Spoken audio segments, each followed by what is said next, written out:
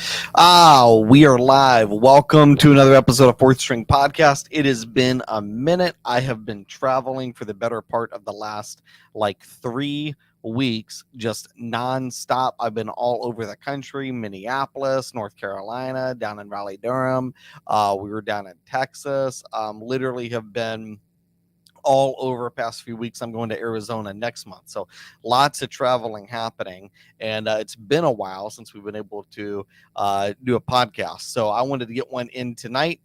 We've got Tuesday college football action happening tonight too. Liberty playing Middle Tennessee State. Been a little bit of an ugly game so far. It was 21-21 at half. So I'll be watching the second half of that later. But let's talk about what went on this weekend. First thing is the Oregon-Washington game. I don't think we were spending enough time talking about how amazing that game was. If you ask me, top 5 games of the past, I don't know, 5 or 6 years, that's easily on the list. That might be the best game I've seen in the past 5 to 6 years. A lot of times we get games that are really, really good at the end. Like Alabama-Tennessee was really, really good at the end last year. It wasn't really a great game to watch, though. We get games that sometimes will end well, but if you actually think about the 3.5 hours you spent watching it, it wasn't great. That game on Saturday between Oregon and Washington, start to finish, one of the best games I think I've ever seen. And at the end of it, and really throughout, a lot of people were hammering Dan Lanning for being so aggressive throughout that game. And I want to defend Dan Lanning for a minute because I thought he coached a perfect game plan. The big question marks that everybody seems to be hammering is going for it instead of kicking the field goal in the first half. And then in the second half, they had an opportunity. It was fourth, and I think it was 2 or 3, and they had an opportunity to go for it and to punt, and they went for it and they didn't get it.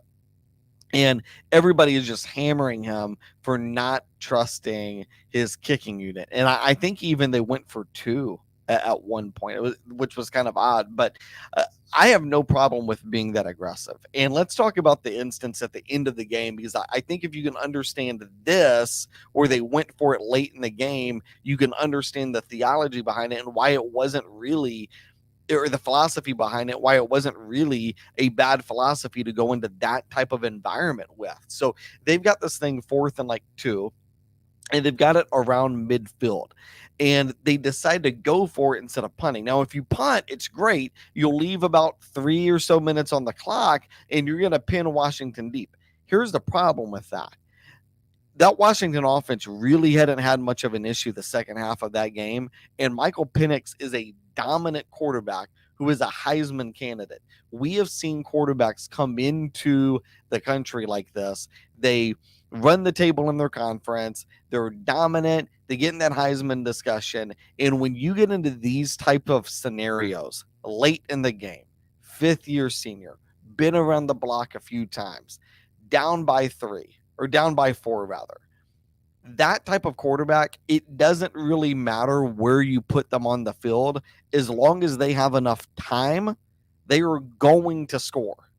Guaranteed going to score. And so when you know that going into this type of scenario, there's not really a defensive plan that's going to stop it. So I think Dan Lanning surveyed the land and said, okay, look, we can pin them deep, but if they score, they're going to take so much time off the clock, we aren't even going to have a chance. And the likelihood that we stop them from scoring, Michael Penix in a clutch situation, it's not likely. He's been a dominant player all year long. Why would he all of a sudden not be dominant in this moment? So I think he looked at it and said, okay, if Michael Penix is going to score, if our defense isn't going to stop them, and we've already got a 4-point lead anyways, so if our defense isn't going to stop them, then at least let's give our offense an opportunity. You gave your defense half the field. I mean, you really did. They had an opportunity to stop them, and they didn't. If they couldn't stop them there, they weren't going to stop Washington if they started that drive of throwing 20. It just would have taken more time. That gave his offense, it gave Bo Nix an opportunity late in the game to go down the field, and they win it. Now, they didn't do that, but I was fine with him being aggressive there. You got a 4-point lead. Washington needs a touchdown anyways.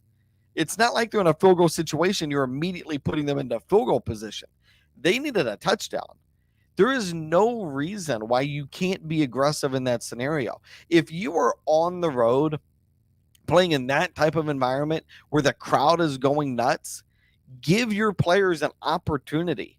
And I mean, I feel like we shout this all the time. We constantly want coaches to give players opportunities, to let players have opportunities to win games. Dan Lanning gave his team multiple chances in that game, and they just didn't come through. And sometimes you don't. I didn't think it was a problem. And I'll tell you this, I hope that is not the first time, the only time, or the last time rather, we watch those two teams play this year. Those are two of the best teams, and I'm not exaggerating, the best two teams in college football. And what an amazing game we had on Saturday. Um, Now, somebody who did not have an amazing Saturday was the South Carolina Gamecocks. They gave up a big lead against Florida and ended up losing that game. And after the game, Shane Beamer had this to say about his team. Gestually ingested, but looking at the defense, just what did you see as the main problem out there? I saw the main problem, David. We call pressures and we don't run them. We play man coverage and didn't do a great job of keeping leverage. I mean, just in the first half alone, we ran a pressure where the corner came and for some reason he stopped and we gave up an explosive pass because we didn't continue to run the pressure. We had another pressure call where we didn't run it. In the first half. We had a holding penalty in the secondary in the first half. We had another pressure on third down backed up where we're going to be off the field in the first half, and we didn't execute it properly. We talked to our guys about not jumping around the quarterback. We jumped and got beat on a pump fake. We had an offsides in the first half. So just did not play clean football. And then at the end of the day, we had some calls that were perfect calls. We ran a edge pressure. If somebody said, hey, a team is getting ready to run a reverse, what would be the perfect call? You would bring both people off the edge. We did it. We had a perfect call sometimes. And their guy made the play and we didn't. But we got good kids in that room. They're going to continue to make those plays. We've got to continue to do a better job of coaching them and putting them in position. So the media went after Shane Beamer after these comments. I mean, they went after him. Oh, you can't talk about players like that. Save this for the locker room. This is not appropriate in the press. Why not? Why can't coaches? I mean, like, when did we get so soft where coaches aren't allowed to publicly say what their players did well or didn't do well? Guys, like, these aren't just kids. This is not pee-wee football. You were playing at a college level, which is a semi-professional level. These are men 18 to 22, sometimes 23 to 24-year-olds. And in the case of Stetson Bennett, they might as well be into their 40s. These are grown men. They can handle some criticism. It's okay that they get criticized in public. It's okay that their coach gets up there and says, we had a great game plan. Our players didn't execute. And I'll tell you this, the media keeps fighting for these kids to have more NIL opportunities. Oh, the kids need to get paid. They got to pay the kids. Look, at this point, it's a job. Well, I got to tell you, as soon as you start throwing money into any equation and you start labeling it as a job, fine. That's fair. We can do that. But if this is going to be a job, we're going to treat it like a job. I'll tell you right now, in the NFL, players get this kind of crap all the time. They're getting it all the time. I mean, we literally have Tyrod Taylor. I think this was just last night or Sunday night, rather. Tyrod Taylor, not even supposed to be starting for this team. He comes in and he's getting yelled at by his coach for the Giants. He's not even supposed to be there. He's in a no-win situation and he's getting blasted by his coach. That's what happens at the professional level. That is what should happen at this level too. I have no problem with Shane Beamer coming out and hammering his team. That is the sign of a good coach. This South Carolina team, they are 2-4 on the season. They're probably not going to a bowl. In the game they played over the weekend, they had a 10-point lead. They let it slip away. They had 9 penalties, almost 100 yards. They lost a turnover battle 2-0. They lost a possession battle badly as well. And Florida threw the ball all over them, and Florida doesn't have a great passing attack.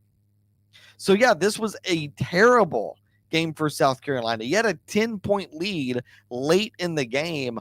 All you have to do is just tackle the right way. And they couldn't even do that. Just don't get called for penalties. And they couldn't do that. And that was the only reason Florida stormed back in this game and won it. It was at South Carolina, by the way. So you let an opponent come into your house, steal your candy, take your mama, take your girlfriend. You should absolutely hammer the players. I had absolutely no problem with Shane Beamer coming out and saying, look, we had a great game plan. It's evident, by the way, Shane Beamer is an offensive coach. His team scored 39 points against an SEC defense. It was a great game plan. They just got beat because the players weren't buttoned up. Now, Shane Beamer should take some of that criticism as well. Shane Beamer is responsible for a lot of that. But some of this is also on the players. And I'll tell you this, the media thinks they're serving these players well by coddling them. They're not. It doesn't help any of these kids. They can't improve. They don't learn from it. They just sink deeper and deeper into their mistakes, which is not what you want. If they make a mistake, correct it, move on. And that's what I thought Shane Beamer was doing. All right. The other thing I saw over the weekend, actually, not over the weekend, I saw it today, not long before I started this podcast. Jimbo Fisher is possibly on the hot seat. So this came from On3 Sports.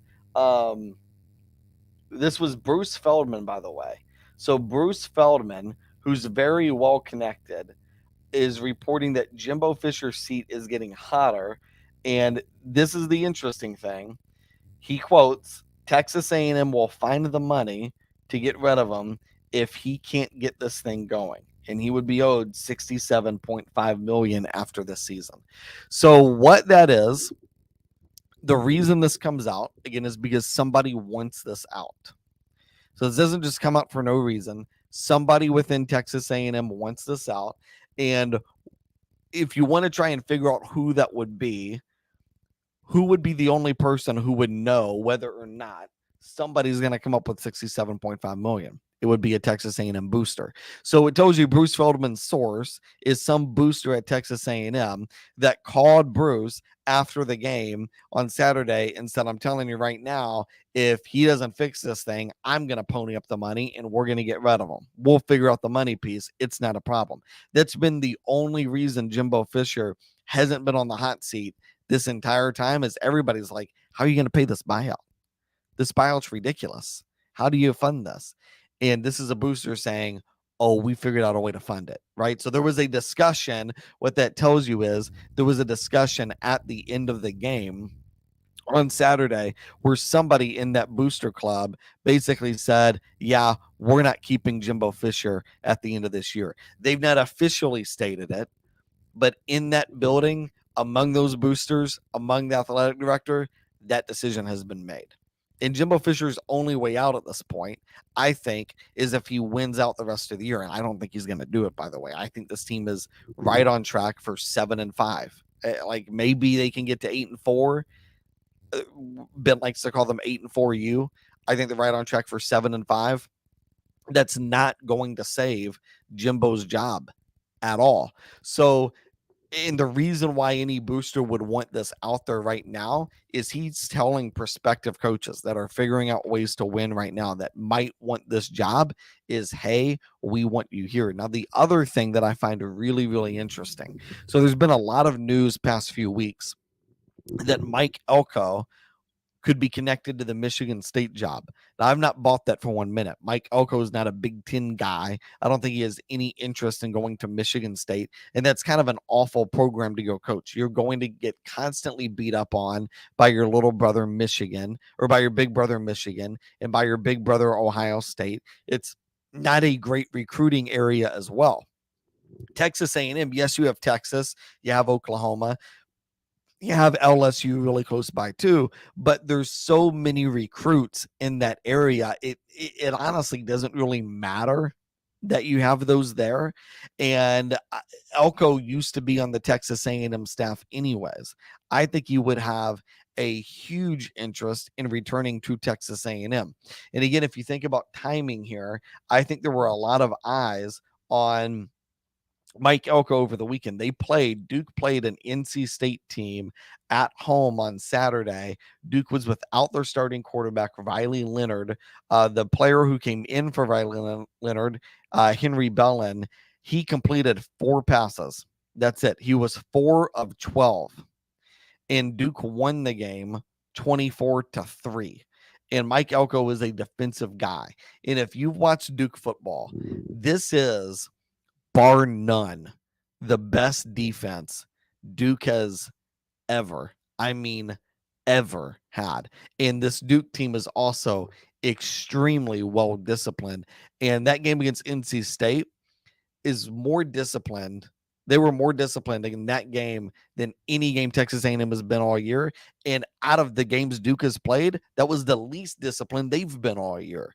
So I think a Texas A&M booster watched that game, watched the A&M game, and just basically said, we got to go get our next guy. And I think Mike Elko is going to be a big target. I don't think Elko was really going to leave Duke at the end of this year, except if Texas A&M opens up.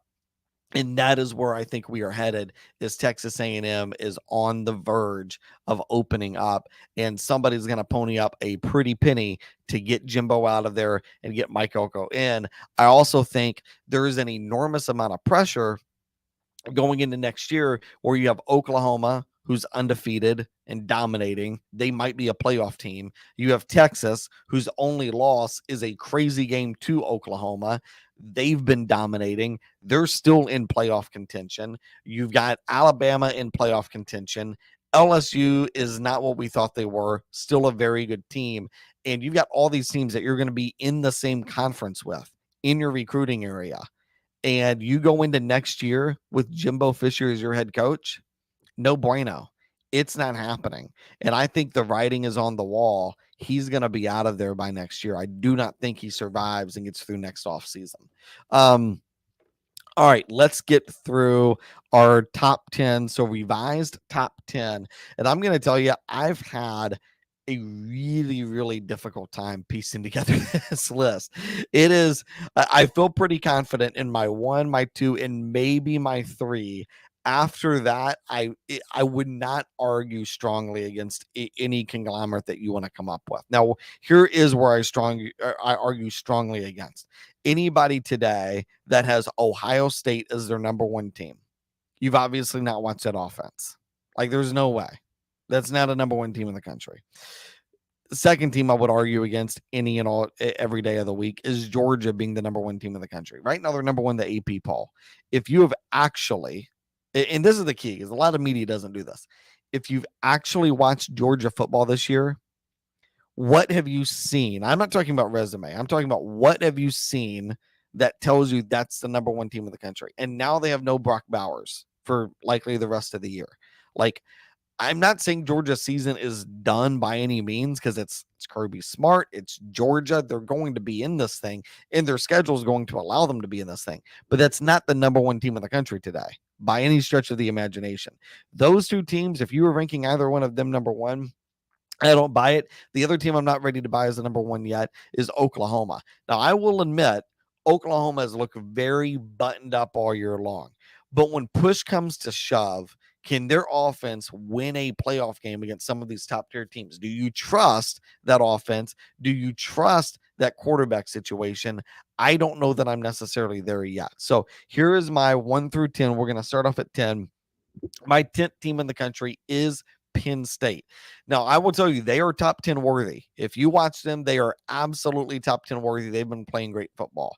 The reason why I cannot rank them above 10, and I've had them at 10 for now, I think 4 or 5 straight weeks, it's been a while, is James Franklin still has that 0-9 record against top 10 teams, and he's got a terrible record against teams in the top 20 as well. He does not win a lot of games against ranked opponents. And if you look at that Penn State schedule, let's pull it up here. Penn State's schedule is about to get really, really interesting over these next several weeks. So they are going to play this weekend. They are going to play at Ohio State. Then in a couple weeks, they're going to play at Maryland. Then November 11th, they're going to get Michigan at home. I think Penn State is staring down the barrel of between these 3 games, at Ohio State, at Maryland, Michigan at home. I think they're losing 2 of the 3, as good as they've been. And they don't win a lot of these top 10 games. And if they lose at Ohio State this weekend, I think we're going to start hearing more of it. James Franklin doesn't beat top 10 teams. James Franklin doesn't beat top 10 teams. If they don't win this weekend, I think that is going to just get into their heads. Now, if they win this weekend and they can break the curse, now you've got Michigan at home and you beat a top 10 team. So why can't you do it again? Like, this weekend would absolutely change the trajectory of Penn State football if they could knock off Ohio State at Ohio State. I also think it'd be really interesting if Ryan Day lost a big game at home. What would Ohio State faithful do? Number 9 is Alabama. I got to tell you, I see moments from Alabama where it's like, that might still be the best team. Like, that still might be one of the best teams in the country. Like, and I saw it this weekend against Arkansas. Like, the game started off close, then Alabama went on this big run towards the end of the first half, and it looked like they were just going to run away with this game, and Arkansas had no shot. Then the second half happened, and Alabama could not move the football. Jalen Milroe completed under 50%. Like, there's just this missing dominant factor that I think we've seen from Alabama that we're not getting anymore. And that's why a lot of people have them ranked low. But I've seen enough from the defense, and we see moments of greatness from Jalen Milroe. I just wonder, can we get that on a consistent basis throughout just a game? Can I get a full game of Jalen Milroe taking over a game? Because I've seen him take over drives. I've seen him take over quarters. I want to see him take over a game. Number 8 is Texas. I think Texas is really, really good right now. I think, again, it's going to come down to when they rematch with Oklahoma, because they're going to get a rematch with Oklahoma. But if you look at the rest of the schedule, at Houston this weekend, that's a win. BYU, Kansas State at home. Kansas State can always be a little tough. At TCU, at Iowa State, Texas Tech at home. Now, the interesting game, I would say, so I mean, Kansas State at home is always interesting because Chris Kleiman's an amazing coach. I would also pencil in going to Iowa State. Iowa State's kind of been on a tear the past few weeks of the season. They knocked off Cincinnati 30-10, knocked off TCU. They did lose a couple weird games at the start of the year, but they are starting to maybe piece some things together, and it's starting to look like Matt Campbell has kind of figured that thing out again. Maybe that. But other than that, I don't see where Texas loses this season until we get to that Big 12 championship game. Number 7 is going to be Ohio State. So again, Ohio State's defense, it's the best defense in the country. It is the best defense in the country. And it is why they are winning games in dominating fashion. But the offense is way too sluggish for my taste. Now, if they get, I'm going to mispronounce his name, Egbuka back, and if they get Henderson back this weekend, I think that could potentially change the offense. But, I mean, they've got to figure out this quarterback thing. They cannot go into a game against a top 10 team and still be between Devin Brown and Kyle McCord. Like, pick one, who's going to be your quarterback, and go with it. All right, number 6. We're going to go Oklahoma. So, again, Oklahoma's defense is incredible. It has really, really transformed their season. But what has been really interesting is the play of Dylan Gabriel. He is not turning the ball over. He's thrown 2 picks on the season. He doesn't turn it over. What I also think we're missing, though, is we don't have a lot of big play ability from him. Now, they got a bye week and then this last week, and then this week they're going to play Central Florida at home. Central Florida has not won a conference game yet. They are hungry. I always think the hallmark of a great coach is how are you after a bye week? So there were a lot of questions about Brent Venables last year. This year, it feels like, okay, maybe he's figured it out. This week will tell you what we know about Brent Venables and his coaching ability. How does his team respond after a bye week? Number 5, I have Oregon. A lot of people are bailing on Oregon after last weekend. I don't get it. Oregon went to Washington and they pushed them around for a lot of that game. They came back twice after big deficits to come back and take the lead. They narrowly could have won that game. I mean, they were in it. And again, it was at Washington. Now, what is interesting with Oregon is this schedule gives them absolutely no breaks. They're going to play at Utah in a couple of weeks. They've got Washington State at home this week. Washington State got crushed last weekend. So now they come in hungry. That's not a gimme by any means. You're going to get USC at home on November 11th. That's definitely not a gimme. And then you're going to end the season against Oregon State. That's a tough game as well. So, I mean, this Oregon team, they've been great all year long. They went into Washington, gave them all they could handle. The question's going to be, can they get through Utah, SC, and Oregon State unscathed? I think they can, but I do think that's going to be really tough. Number 4, I've got Washington. Look, I've been on Washington since week 1.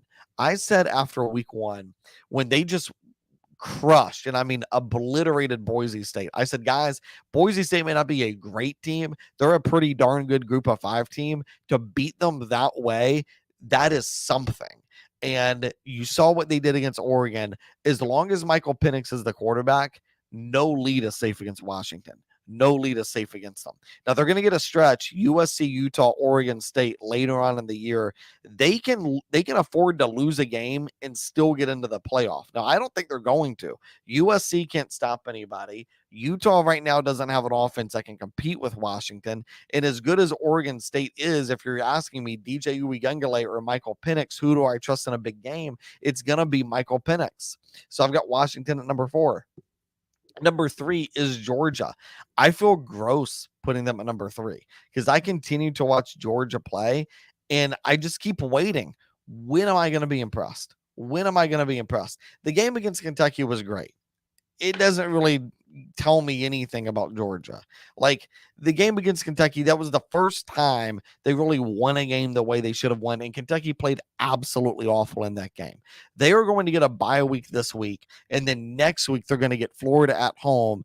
And there's no Brock Bowers. We got to see how they're going to get through that. And then look, the SEC may not be what it's been the past several years, but Georgia is going to get a stretch that is not easy. After that Florida game, who is 5-2, they may not even be a slouch. They're going to get ranked Missouri, ranked Ole Miss, and then they're going to go at Tennessee. And I don't think this Georgia team is good enough to lose a game and still be impressive enough to get into the playoff. There's so many undefeated teams right now that look better than Georgia. It's going to take something. Now, the reason I have Georgia here is I trust Kirby Smart. I trust this defense, and I believe that they can use this bye week to finally figure out what they're going to do on offense now without Brock Bowers out. Number 2, I have Florida State. Florida State has more playmakers across their entire team than anybody else in the country. They do. Even Ohio State, I would include that. Lawrence Tofill is absolutely amazing. Jordan Travis can put the ball anywhere he wants. Keon Coleman's maybe the best receiver in the game. And Jaheim Bell, I mean, he was with South Carolina last year. South Carolina's offense does not look the same. Not remotely close. He's been such a huge difference for Florida State because how do you guard that? If you've got to guard Keon Coleman on one side and you've got Jaheim Bell, this 6'3" tight end that could run like a 4.40 streaking down the field, what is your safety going to do? There is no defense for that. So I mean, like this Florida State team, they can just score on whoever they want. Now this weekend, Florida State is going to play Duke at home. This will be the toughest defense Florida State has had to play all year long. And I know it's crazy because Florida State has played LSU. They've played Clemson. They've played Virginia Tech, 3 teams that historically have good defenses. And yet Duke is going to be the best defense they face all season long. It doesn't sound right, but it is. So I'm interested to see this high-powered Florida State attack. What does it look like against Duke's defense? Because Duke's defense has been, I mean, lights out all year long. NC State couldn't do anything against it. I mean, anything. So that is a really interesting game. But if you look at the rest of the schedule, after Duke, it's at Wake Forest, at Pitt, home against Miami, home against North Alabama, at Florida. After that Duke game, there is not a game that Florida State's going to lose. And I don't think, even if they play UNC in the conference championship, I don't think there's any way they lose that game. So, I mean, Florida State at this point is almost a lock to get into the playoff. And then my number one, it's Michigan. Now, I saw somebody say, please tell me, what has Michigan done that's worthy of being number one? Look, resume is something, it's not everything. But if we want to look at what Michigan has done, only one team has scored more than 7 points against them, and that is Minnesota. And in that game, Michigan beat them 52-10. Harbaugh missed the first 3 weeks of the season. He was there against Rutgers. The past 3 weeks, Michigan has scored 45, 52, and 52. The offense is now humming. The defense is absolutely dominant. Why Michigan? Because if you actually watch the games, Michigan is the best overall team in the country. They don't have a weakness. What is it? Quarterback, great. Offensive line, great. Defense, great all around. Special teams, they don't make mistakes. What does Michigan do that's not worthy of being the number one team in the country? Quite frankly, they're the only team I've watched all year long, and I'm like, that feels like a championship team. Even Florida State is high-powered. They're explosive. They're fun. They're not super disciplined, and you can score against them.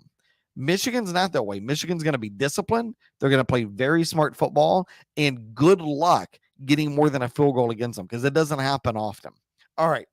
That is my top 10: Michigan, Florida State, Georgia, Washington, Oregon, Oklahoma, Ohio State, Texas, Alabama, Penn State, rounding out the top 10.